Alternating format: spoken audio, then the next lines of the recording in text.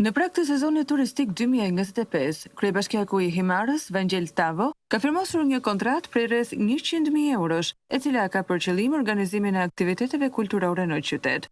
Tenderi është fituar nga bashkimi i dy kompanive me seli në Pogradec, Joklen & Co SHPK dhe SHBB Elia Buzahishte 1998 SHPK. Tenderi është shënuar me flamur të kuq, pasi dy kompanit kanë ngaruar të vetme dhe kanë fituar tenderin me një ofertë gati identike me fondin limit, të përcaktuar gati sa 99.9% e shumës së vënë në dispozicion.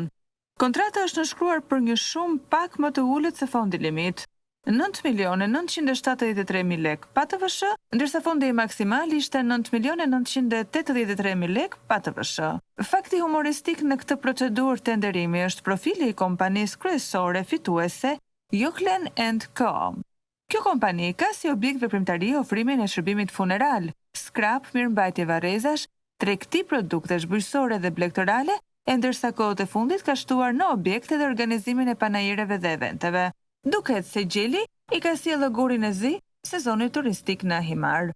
Kompania tjetër e përfshirë në kontratë, SHBB Elia Buzahishte 1998, është shoqëri bashkëpunimi bujqësor që vepron në një zonë rurale të Pogradesit, larg çdo lidhje të dukshme me organizimin e aktiviteteve kulturore në zonat bregdetare.